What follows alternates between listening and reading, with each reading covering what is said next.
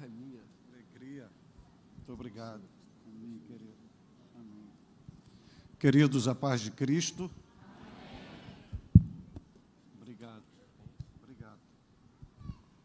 Minha gratidão ao Senhor Deus, por mais uma vez ser generoso para comigo, concedendo-me o privilégio de estar com a noiva do Cordeiro, para celebrar o seu precioso nome e agradecê-lo por sua bondade, fidelidade, amor, compaixão e misericórdia, e pela dádiva celestial de poder dizer que o Senhor é bom e a sua misericórdia dura para sempre. O Senhor seja louvado por tudo. Minha eterna gratidão à liderança maior desta igreja, na pessoa do pastor Silas Malafaia, da pastora Elisete Malafaia, do pastor Silas Filho, pela generosidade para comigo, cedendo o altar para ministrar a palavra de Deus, abençoando-me com a sua bênção pastoral, sacerdotal e ministerial, e permitindo-me cooperar com a história vital desta igreja. E hoje muito bem representado aqui, na pessoa deste obreiro, guerreiro e dedicado servo de Deus, que tem doado a sua vida ao altar do Evangelho, que é o pastor Odilton Ângelo, com a sua muito digna esposa e filha, pastora Josiane.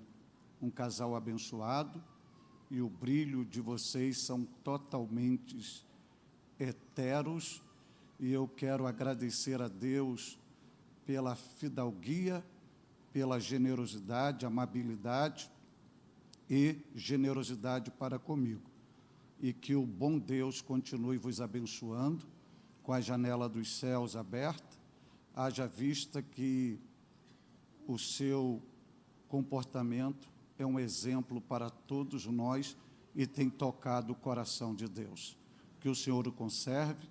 Agradecer muitíssimo a Deus pela vida do pastor Alexandre Camargo, que tem sido um amigo incansável e não medindo esforços para estender sua boa mão amiga, nos auxiliando e no reino de Deus.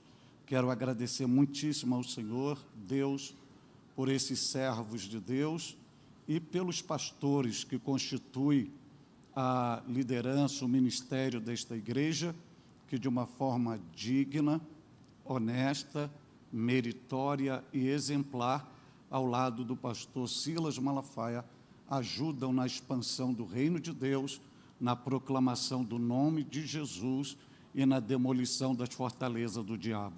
Que o Senhor seja glorificado por todos vós.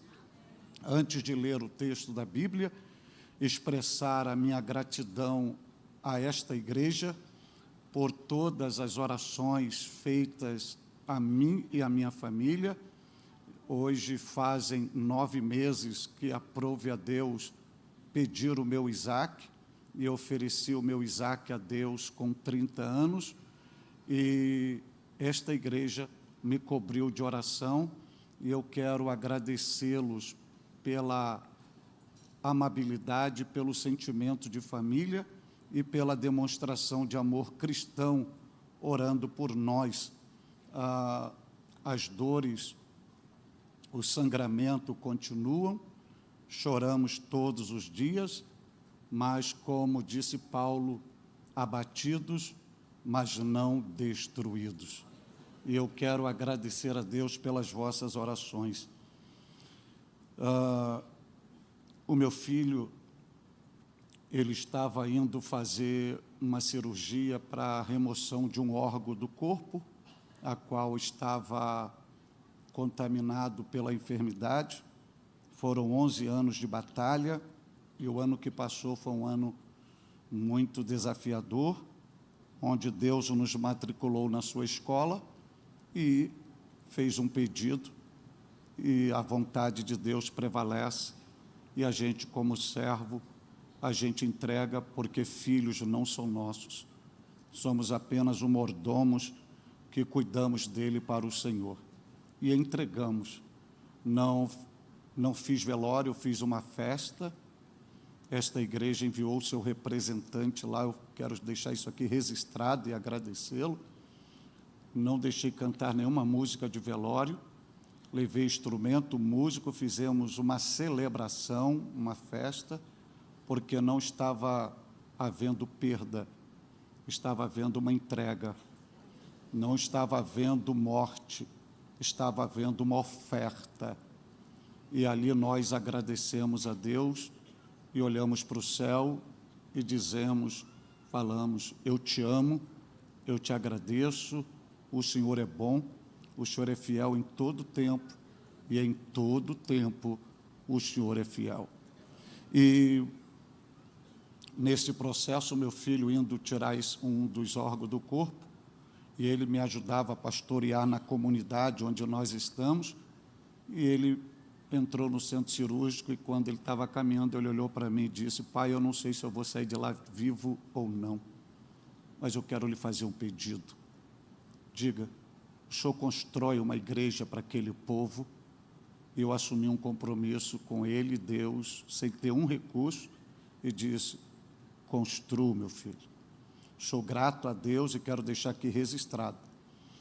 Muitas pessoas têm me ajudado, mas a ajuda da ADVEC, ela é surpreendente. E a semente que a ADVEC tem plantado lá, fez-me botar aquela igreja de pé. Nós agora estamos emboçando a igreja. Amanhã começaremos a emboçar a parte da frente da igreja. Estamos vivendo um milagre. O meu filho não vai ver a igreja concluída, mas o sonho dele será realizado. E eu conto com as vossas orações.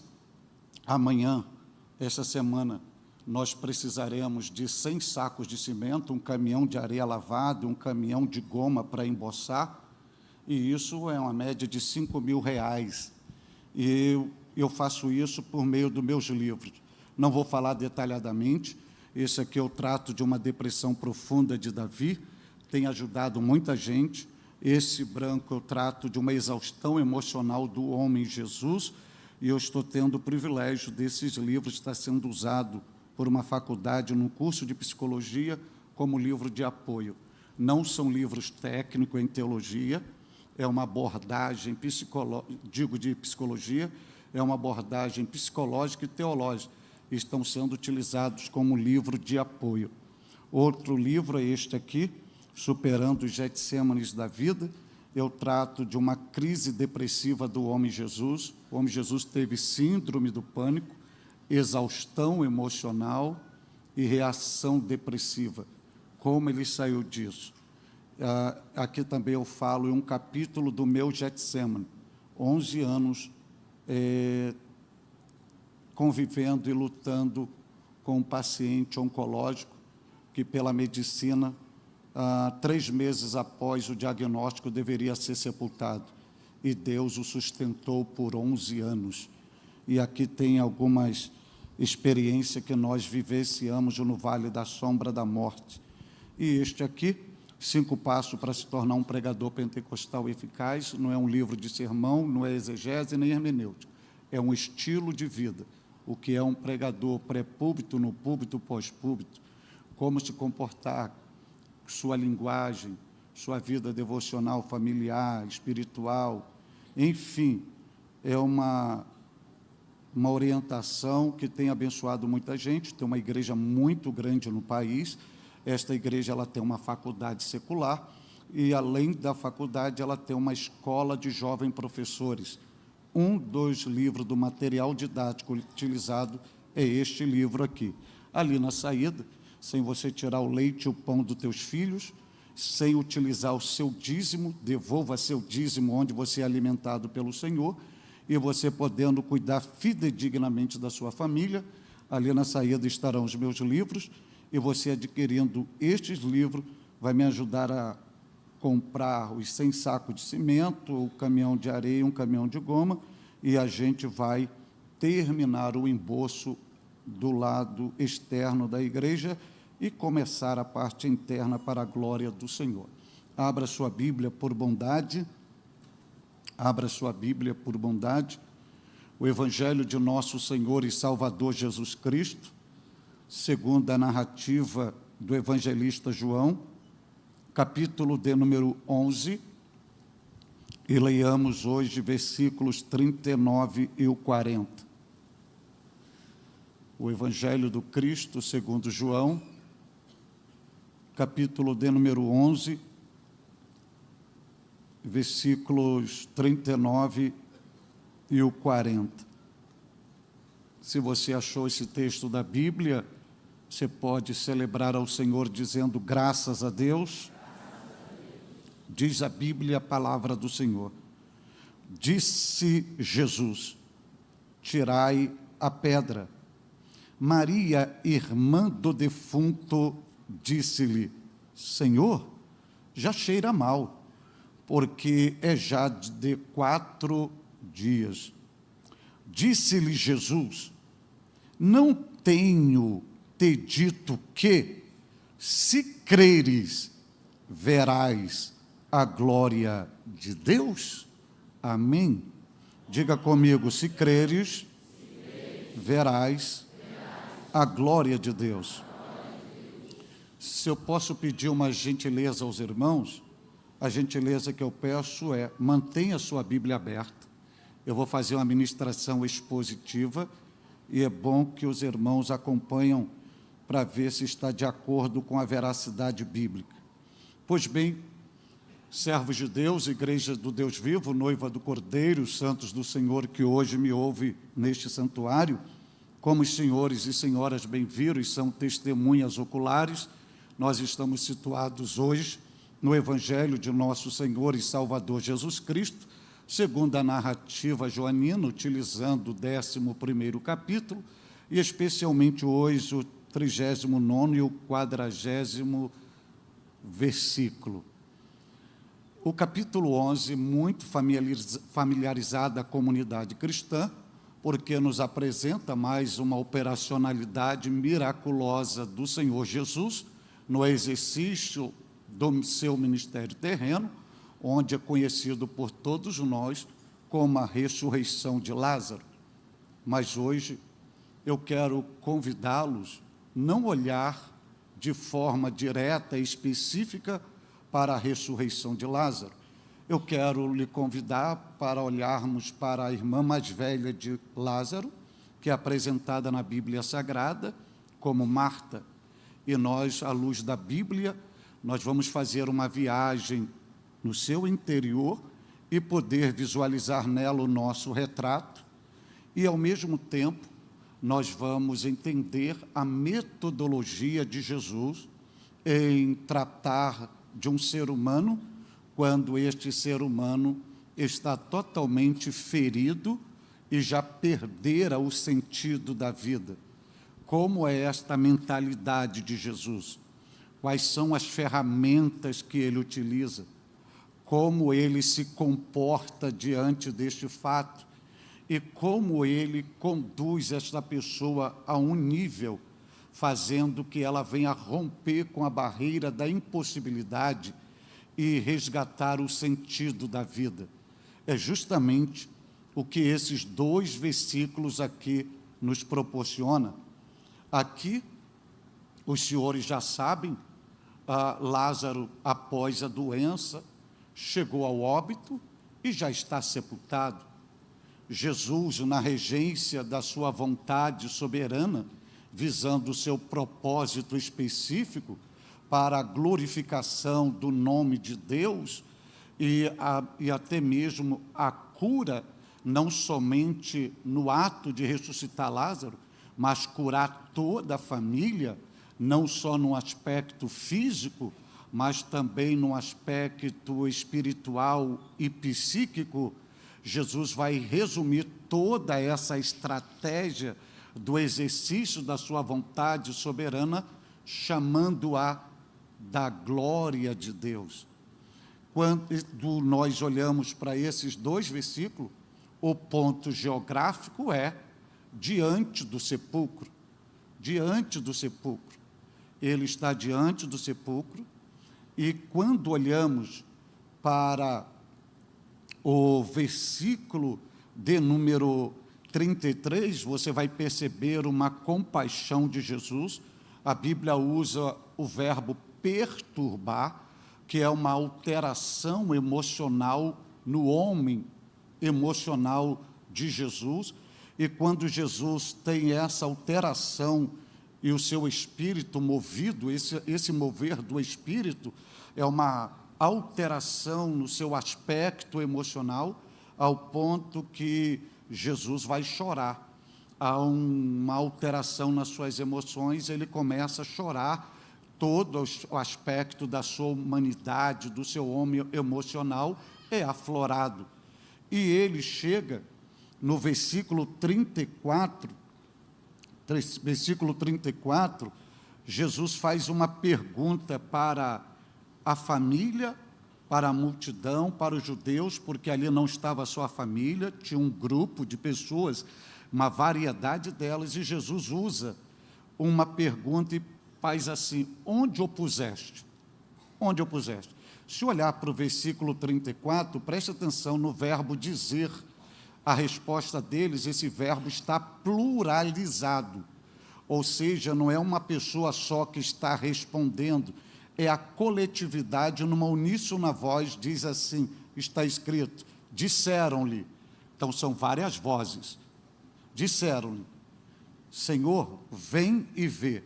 Jesus chora, os judeus ficam perplexos com seu choro, então agora ele está no ponto geográfico, diante do sepulcro.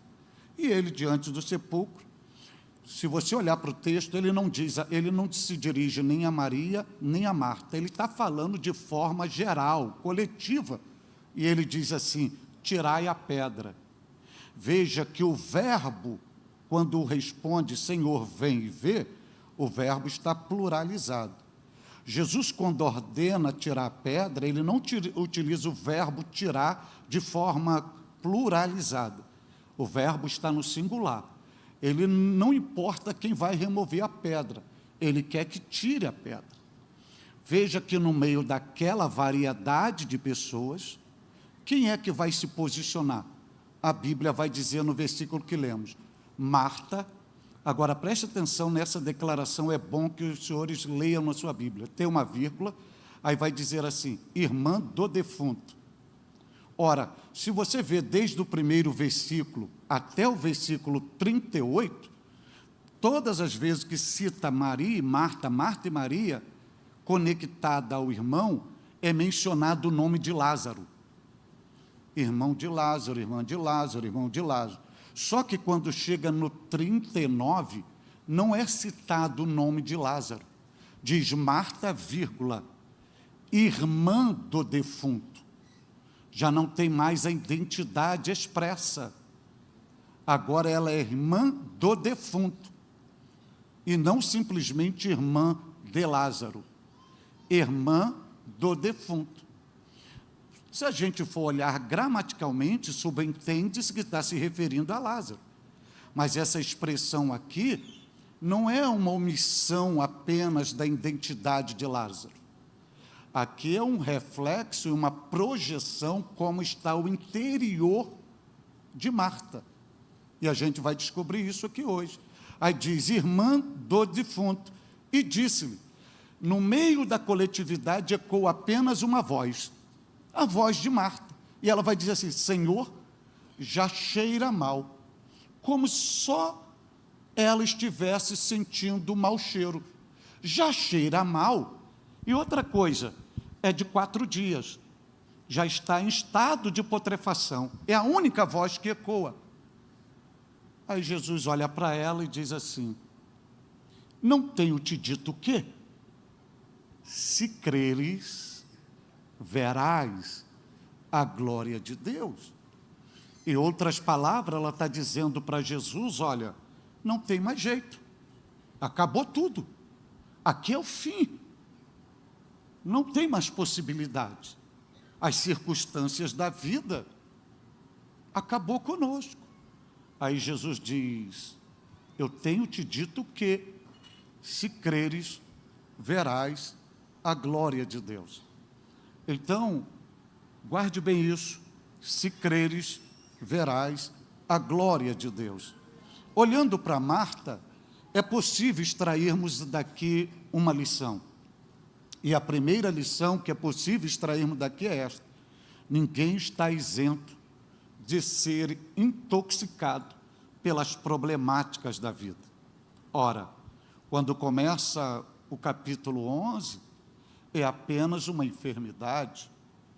No meio do capítulo, o irmão, que era o sinônimo de proteção, de amparo, de sustento e provisão, vai a óbito.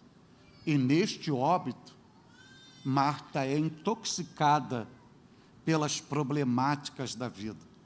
Isso significa dizer que nós, na trajetória da vida, nenhum de nós estamos isento de uma adversidade, de uma problemática, de uma tragédia. E chega sem aviso prévio. E quando chega, se a gente pedir, se a gente programar, se a gente agendar, se a gente escolher, se a gente optar, chega na nossa vida. E a gente tem que enfrentar.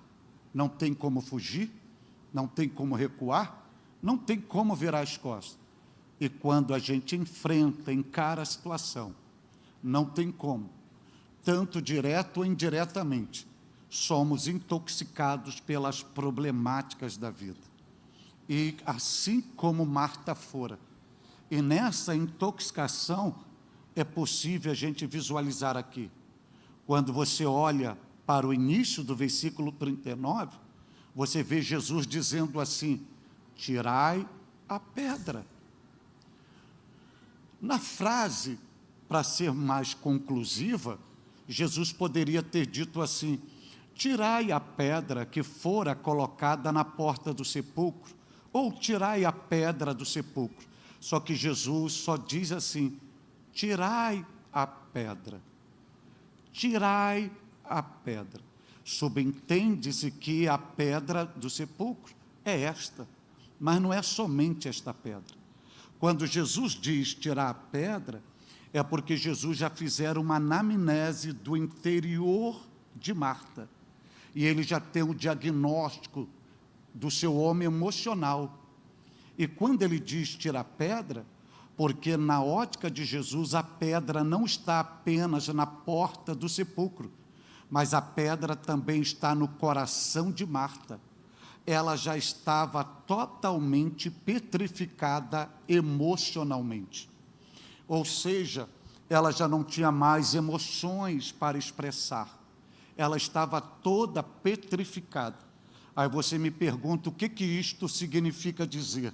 Amado, existem circunstâncias adversas que a nossa mente jamais irá entender porque elas estão acontecendo conosco. Além disso, essas circunstâncias causam em nós sofrimentos que vão gerar petrificação no nosso homem emocional. Além de gerar petrificação no nosso homem emocional, vai comprimir a nossa fé. E não tem nada a ver com pecado, com falta de comunhão e com desvio na fé. É que o golpe foi tão forte, a problemática é tão cruel, que a gente se depara diante da barreira da impossibilidade, e toda a nossa linguagem é na condicionalidade. Se tu, se olhasse, se respondesse, se atendesse, se socorresse, se estivesse, se me amasse, se estendesse a mão. Ou seja, a nossa fé está toda comprimida.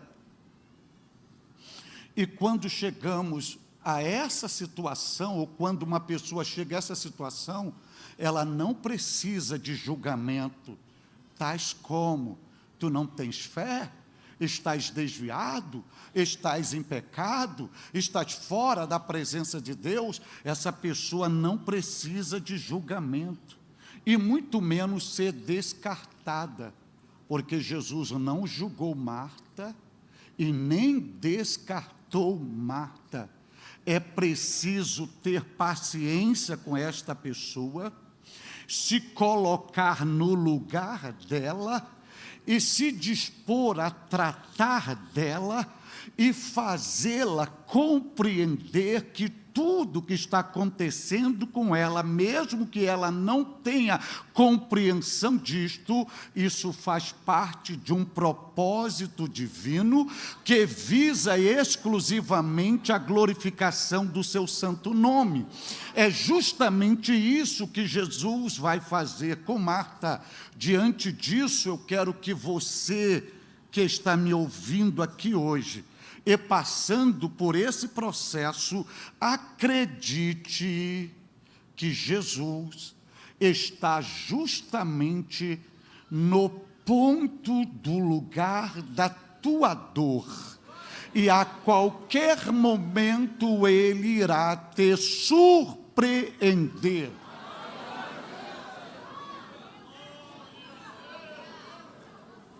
Outro detalhe que eu aprendo aqui é que Jesus, além de dizer tirai a pedra, você vai ver escrito no versículo 39, Marta, vírgula, irmã do defunto. Deixa eu parar um pouco nisso aqui. Irmã do defunto, o evangelista poderia narrar, irmã de Lázaro, mas disse assim, irmã do defunto. E por que o Espírito de Deus inspirou o evangelista para registrar a irmã do defunto? Porque no texto bíblico apresenta apenas um defunto, Lázaro, que está sepultado. Mas quando Jesus olha, na ótica de Jesus não tem apenas um defunto, tem dois defuntos. Um está no sepulcro, e o outro está em pé diante dele, que é Marta. Porque na vida de Marta e Maria não morreu apenas Lázaro, morreu seus sonhos, morreu seus projetos, morreu a comunhão, morreu a amizade, morreu a família, morreu seus projetos, morreu o companheirismo, morreu tudo. A diferença é que ela está sobre a terra, mas ela está como um defunto ambulante, porque ela está morrendo em si mesma, e Jesus está percebendo isso. E isso é muito importante, porque a gente precisa compreender que o pior defunto não é aquele que vai para debaixo do barro. O pior defunto é aquele que fica sobre a terra, a qual se aceita em se tornar um defunto ambulante. Haja vista que ele vai se tornar um defunto ambulante quando acaba-se o seu relacionamento amoroso e acha que a vida não tem mais sentido para ele ou para ela. A sua empresa entra em falência e se sente a pior pessoa da face da terra. Os seus projetos não saem do papel e se torna uma pessoa frustrada com a vida. Os seus sonhos, porque não foram realizados, se tornam um grande pesadelo e acabam se revoltando contra Deus e culpando-o pela tragédia que está acontecendo com ela. E sabe por quê? Porque não diz Marta, irmã do defunto? Biologicamente, Lázaro estava no sepulcro, mas Marta nunca cortou os laços de Lázaro. Lázaro estava no defunto, mas Marta carregava o defunto com ela, morrendo aos poucos com o defunto, porque ela continuava conectada ao defunto. Assim são as pessoas que morrem em si mesmas, porque elas continuam conectadas a tudo que morrera na sua vida. Por isso que elas não conseguem contemplar a beleza do brilho das estrelas, Por isso que elas não conseguem valorizar os raios solares. Por isso que elas não conseguem honrar, degustar e vibrar no desabrochar de uma flor. Por isso que elas não conseguem bailar na vida ao som do musical da chuva que cai. Por isso que elas não apreciam e não têm como terapia o canto dos pássaros. Por isso que ela não valoriza o ar que ela está respirando, porque só no ar que ela respira é um testemunho divino na sua estrutura biológica, sinalizando: morreu, mas você continua vivo, saiu das suas mãos, mas você continua vivo, você não tem mais controle sobre isso, mas você está de pé, isso não está mais no seu domínio, mas você pode reconstruir, você pode continuar, você pode virar seu cativeiro, você pode dar a volta por cima. Perceba que nada acabou definitivo. Faça o processo da expiração e inspiração, que você vai ver que tem um ar entrando dentro de você, sinalizando: você está vivo, você está viva, você está viva, você está vivo.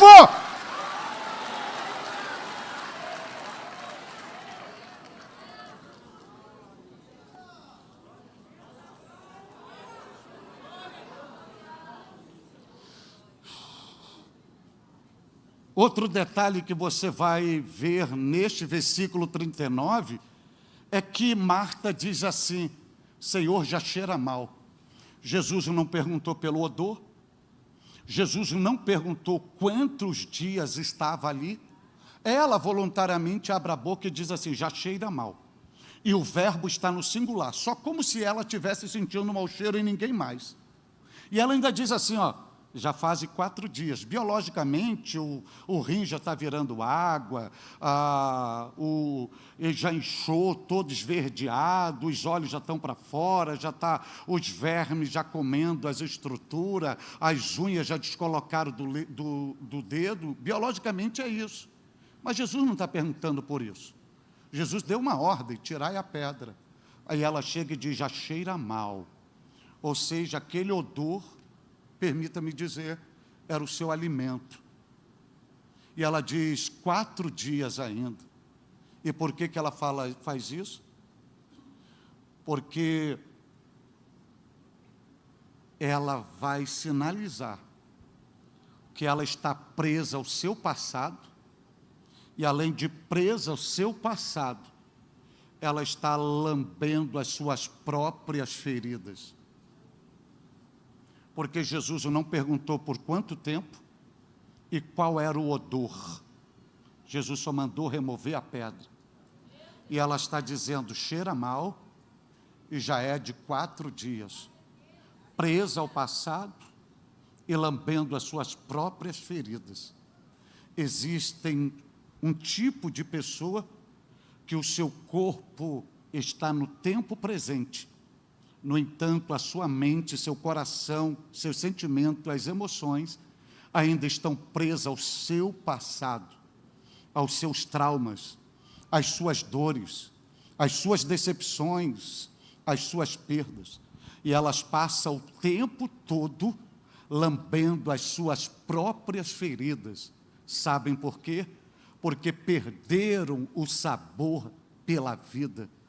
Enquanto essas pessoas não cortarem o cordão umbilical com o seu passado, elas continuarão mendigando o pão da felicidade.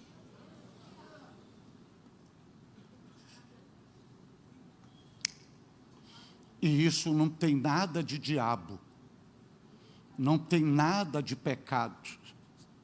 É porque ela está presa ao passado. E ela perdeu o sabor pela vida. Mas Deus me trouxe hoje a esta casa. E eu estou debaixo da graça de Deus e coberto pelo sangue do Cordeiro, banhado pelo poder do Espírito Santo para lhe dar um conselho. Na verdade, fazer lembrá-los, e não custa lembrá-los. Jesus Cristo, o autor e consumador da sua fé, Ele não morreu na cruz do Calvário para você ser escravo do seu passado tenebroso. Na cruz, ele derramou seu próprio sangue para sarar todas as suas feridas, sejam elas físicas, emocionais, espirituais e sociais. E hoje eu estou autorizado por Ele para lhe dizer que a partir de hoje você nunca mais lamberá as suas feridas, porque o tempo da sua cura chegou. Hoje é o tempo da sua cura. Hoje você entrou nesta casa de uma maneira e voltará para a sua residência totalmente diferente, porque o tempo da sua cura chegou.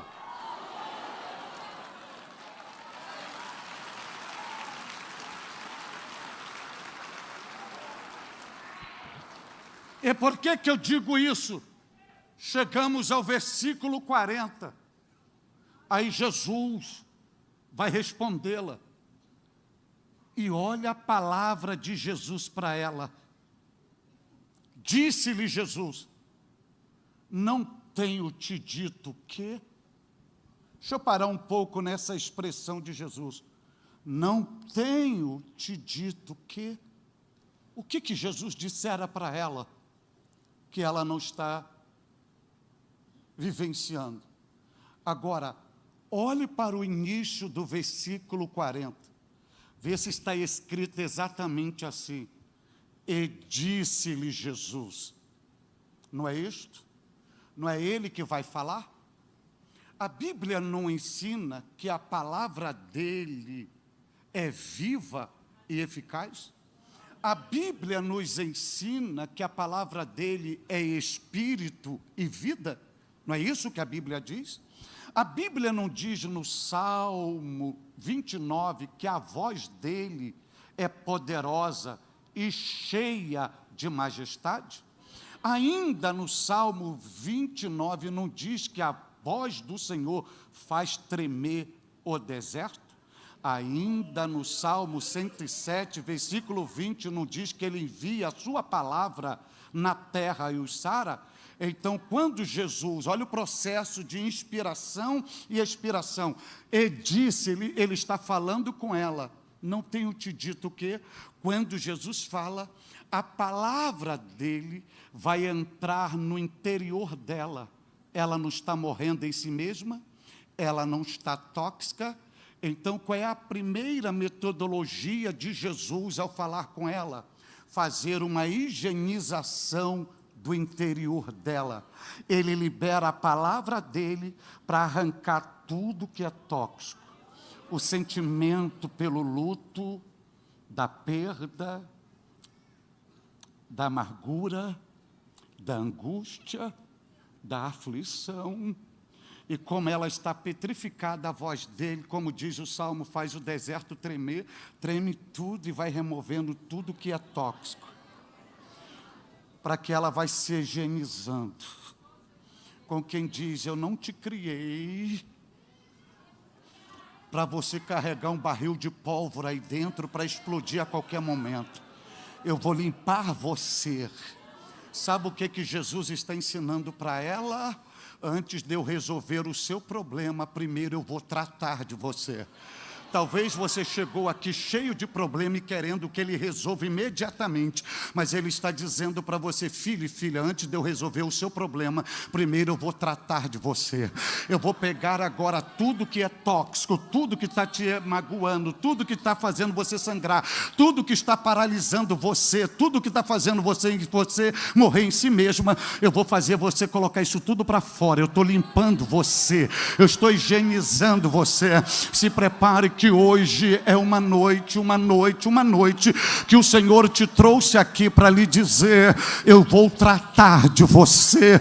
Esta casa hoje é mais do que um santuário, é o hospital de Jeová Rafá, aquele que é médico, aquele que sara, aquele que é saúde, e Ele está te limpando. Essa tristeza está saindo agora, e no lugar dessa tristeza você vai começar a cantar. Este desânimo, que é sinal de mau ânimo, que está te paralisando, Ele está colocando bom ânimo. Esta angústia, essa perturbação, isto que está te afligindo aí dentro, Ele está arrancando e colocando bálsamo, porque Ele está te higienizando hoje aqui, e você vai sair daqui dizendo: estou me sentindo mais leve, mais leve. É justamente isso que vai acontecer, porque essa carga que não está em cima, mas dentro de você, Ele está arrancando hoje.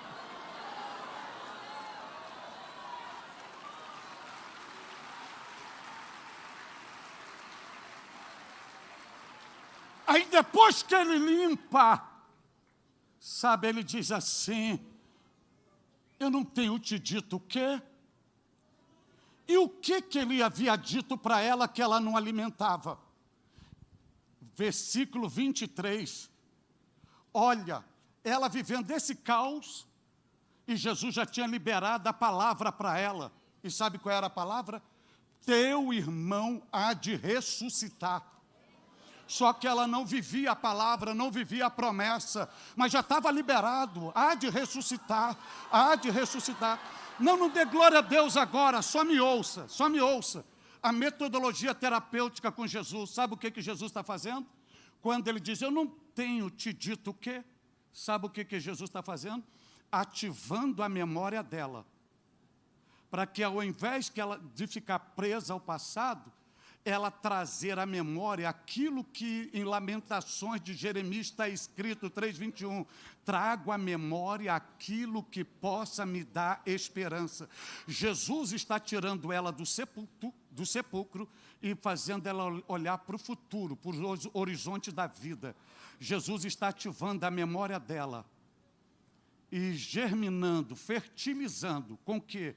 Com a sua promessa, para que ela possa ativar na sua memória: há de ressuscitar. Está enterrado, há de ressuscitar. Humanamente não tem como sair, mas há de ressuscitar. O Senhor hoje está ativando a sua mente e trazendo à sua memória aquilo que possa te dar esperança. Você pode estar diante da impossibilidade, mas traga a memória. Você pode estar num beco sem saída, mas traga a memória.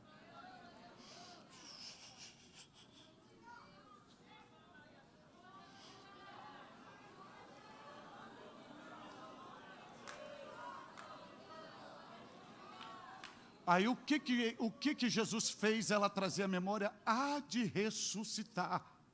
Veja que isso, o irmão está enterrado, não ressuscitou. Mas o que é isto, há de ressuscitar? É uma promessa do Cristo.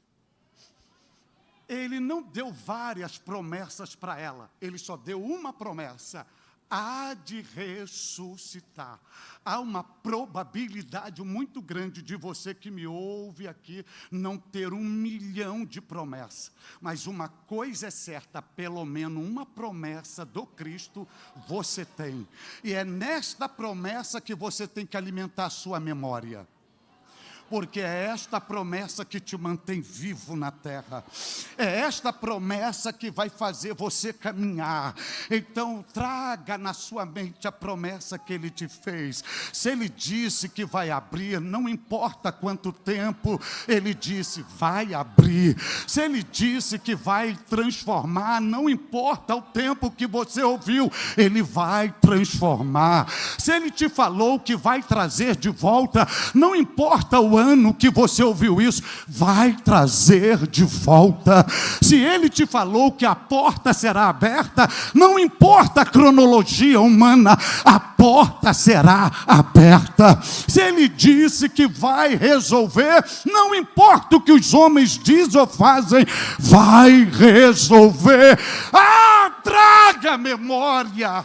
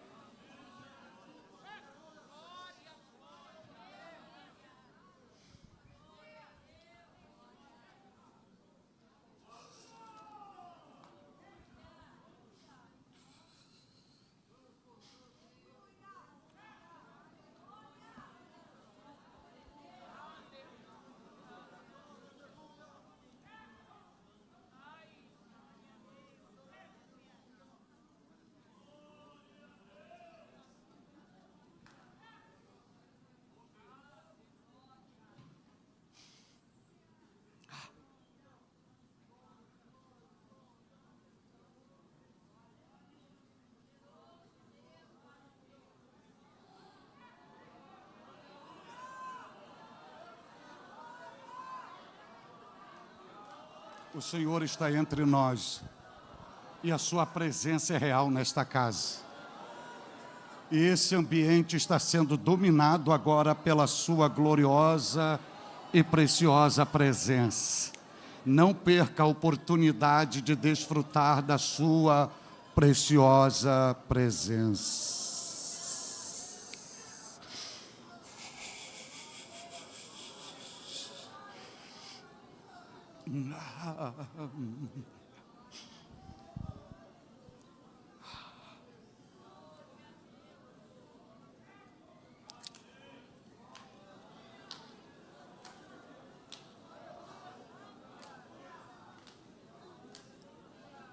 E o que ele vai dizer para ela? Não tenho te dito o quê? Vírgula. Se creres. Deixa eu parar um pouco. Jesus não disse apenas, não tenho dito que creia. Jesus não disse, creia. Jesus coloca uma condicionalidade. Se creres. Ou seja, eu posso fazer. Mas eu não atuo num ambiente onde há incredulidade. Mas se você crer, com quem diz, você também não é obrigado a crer. Mas se você colocar a sua fé em ação, você vai ver algo que você nunca viu. Porque Jesus coloca crer e ver. Primeiro crer para depois ver. Primeiro crer para depois ver. Você vê que a única coisa que dividia a Marta da glória de Deus era a pedra do sepulcro. Aí ele diz, se creres verás, se creres verás, se creres verás, se creres verás. O que Jesus está dizendo? Jesus está dizendo, exerça uma fé triunfante. Exerça uma fé que ela é mais eficaz, mais poderosa, mais abundante e que ela está acima de qualquer dificuldade, de qualquer adversidade. Confia em mim, confie no meu Pai e espere o nosso agir sobrenatural. Em outras palavras, ponha a sua fé triunfante em ação. Exercite a sua fé. Ele está dizendo, se creres, ou seja, o segredo da tua vitória, na verdade, Marta, não está em mim, que você estava me questionando, se tu estivesse aqui, o segredo está na tua fé. Porque se creres, porque eu estando ou não, eu sou o mesmo e faço da onde eu estiver. Agora, se tu creres, ele está dizendo, coloque a fé em ação. Sabe o que Deus está ensinando aqui? A tua vitória e o teu milagre é proporcional ao exercício da sua fé.